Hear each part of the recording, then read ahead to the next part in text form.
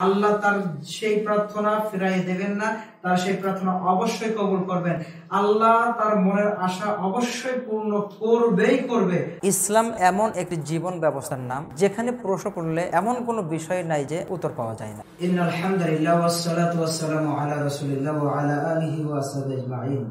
কাছের ও দূরের দেশ ও প্রবাসের যে যেখান থেকে আমাদের আলোচনা শুনে থাকেন, দেখে থাকেন, সকলকে জানাচ্ছি আন্তরিকভাবে মোবারকবাদ। আশা করি আল্লাহর রহমতে আপনারা সকলে ভালো আছেন, সুস্থ আছেন। আল্লাহর কাছে এই কামনাই করছি আল্লাহ সকলকে সুস্থ রাখুক, সুন্দর রাখুক। সুন্দর দর্শক শ্রোতা মণ্ডলী, জিলহজ মাস চলিতেছে। জিলহজ মাসের প্রথম 10টা দিনের সম্পর্কে আল্লাহ সুবহানাহু ওয়া তাআলা কোরআনুল কারীমের মধ্যে বলেছেন, ওয়াল ফাজরি ওয়া লায়ালিন আশ ওয়াশ শাফঈ ওয়াল ওয়াতর। আল্লাহ সুবহানাহু ওয়া তাআলা এখানে যে 10টি রজনীর কথা বলছেন, 10টি দিনের কথা বলছেন, আল্লাহ সুবহানাহু ওয়া তাআলা এর দ্বারা এই জিলহজ মাসের প্রথম দশকের কথাই বুঝিয়েছেন, যা একাধিক তাফসীর গ্রন্থের তাফসীরকারকরা অত্র বিষয়ের উপরে তারা তাদের তাফসীরের মধ্যে আলোকপাত করেছেন। সুন্দর দর্শক শ্রোতা মণ্ডলী, এই জিলহজ মাসে আমাদেরকে বেশি বেশি জিকির করা লাগবে। আল্লাহ রাসূল সাল্লাল্লাহু আলাইহি ওয়াসাল্লামের উপরে দরুদ পাঠ করা লাগবে। আল্লাহ সুবহানাহু ওয়া তাআলা মহাগ্রন্থ আল কোরআনুল কারীম তেলাওয়াত করতে হবে বেশি বেশি, কারণ এই 10 দিনের ফজিলত, এই 10 দিনের মহত্ব অনেক বেশি। রাসূল সাল্লাল্লাহু আলাইহি ওয়াসাল্লাম তিনি আমাদেরকে যে সকল জিকির আজকারগুলো শিক্ষা দিয়ে গিয়েছেন, যেগুলো পাঠ করার ব্যাপারে বলে গিয়েছেন, সেইগুলো আমাদেরকে বেশি বেশি পাঠ করতে হবে। যেমন রাসূল সাল্লাল্লাহু আলাইহি ওয়াসাল্লাম বলেছেন, কেউ যদি সকালে ও সন্ধ্যায় দোয়াটি পাঠ করে, যেটাকে হাদিসের ভাষায় সাইয়্যিদুল ইস্তিগফার বলা হয়, আল্লাহুম্মা আনতা রাব্বি লা ইলাহা ইল্লা আনতা খালাকতানি ওয়া আনা আবদুকা ওয়া আনা আলা আহদিকা ওয়া ওয়া'দিকা মাস্তাতা'তু আউযু বিকা মিন শাররি মা সানা'তু আবু'ু লাকা বিনি'মাতিকা আলাইয়া আবু'ু বিযামবি ফাগফিরলি ফাইন্নাহু লা ইয়াগফিরুয যুনুবা ইল্লা আনতা। রাসূল সাল্লাল্লাহু আলাইহি ওয়াসাল্লাম বলেন, সকালে এবং সন্ধ্যায় এই দোয়াটি যদি কেউ পাঠ করে, তাহলে সে মারা যাওয়ার সাথে সাথে আল্লাহ রাব্বুল আলামিন তাকে জান্নাত দান করবেন। অর্থাৎ সকালে পাঠ করে সারা দিনের মধ্যে মারা গেলে জান্নাতে যাবে, সন্ধ্যায় পাঠ করে সারা রাতের মধ্যে মারা গেলে জান্নাত আল্লাহ রাব্বুল আলামিন তাকে দিবেই দিবে, যা রাসূল সাল্লাল্লাহু আলাইহি ওয়াসাল্লাম তিনি বলে গিয়েছেন।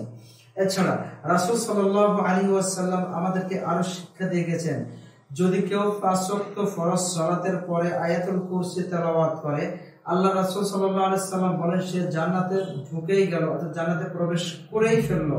একটা জিনিসে তাকে বাধা দিয়ে রাখে, কি সেই জিনিস? মৃত্যু। মৃত্যু না হওয়া পর্যন্ত কোনো মানুষ জান্নাতে যেতে পারবে না, এই কথা সত্য।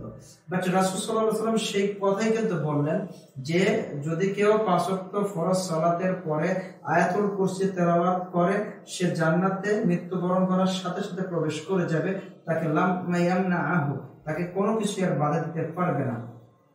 তাহলে আমরা যদি 5 ওয়াক্ত ফরজ সালাতের পরে আয়াতুল কুরসি তেলাওয়াত করি, তাহলে আল্লাহ রাব্বুল আলামিনের রাসূলের ভাষ্য অনুযায়ী আমরা অবশ্যই জান্নাতে যাবই যাব। আল্লাহ রাসূল সাল্লাল্লাহু আলাইহি ওয়াসাল্লাম আয়াতুল কুরসির ব্যাপারে যেটা বললেন, আল্লাহ রাসূল সাল্লাল্লাহু আলাইহি ওয়াসাল্লাম আরো বলেছেন, যদি কেউ রাত্রে এশা সালাতের পরে শোয়ার সময় যদি আয়াতুল কুরসি তেলাওয়াত করে ঘুম যায়, তাহলে আল্লাহ রাব্বুল আলামিন তার বাড়িতে কোনো চোরে চুরি করতে পারবে না।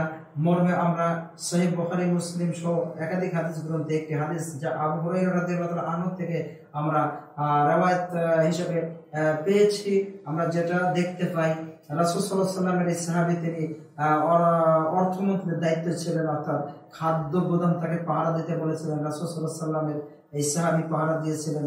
তবে তিনি এখানে যে একটি ঘটনা ঘটেছিল, অর্থাৎ শয়তানকে 3 দিনে তিনি ধরে ফেলেছিলেন।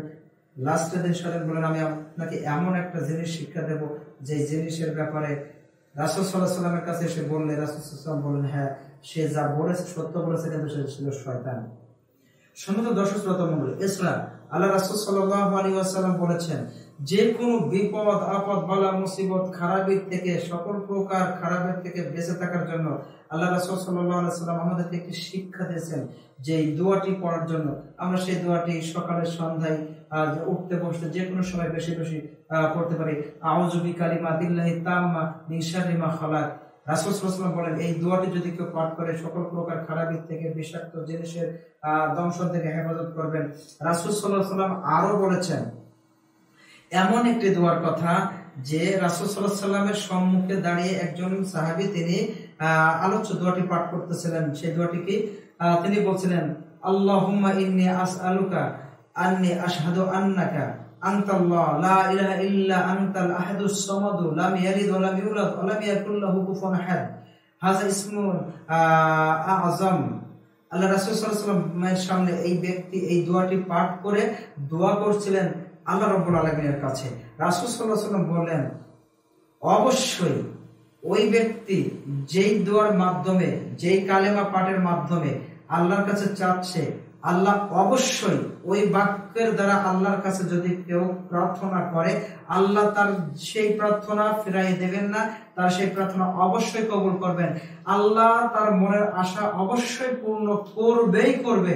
রাসূল সাল্লাল্লাহু আলাইহি ওয়াসাল্লাম এই কথাই বলেছেন। যদি আল্লাহর কাছে ওই দোয়াটির মাধ্যমে চাওয়া হয় আল্লাহ চাওয়া পূর্ণ করে দিবেন, যদি আল্লাহর কাছে মাফ চাওয়া হয় আল্লাহ মাফ করে দিবেন। সুতরাং আসুন আমরা বেশি বেশি করে এই 10টি দিন আল্লাহ রাব্বুল আলামিনের কাছে বেশি বেশি জিকির আজকারের মাধ্যমে আমাদেরকে হাজিরা দেই। আল্লাহ রাব্বুল আলামিন আমাদেরকে সেই তৌফিক দান করুন, আমিন।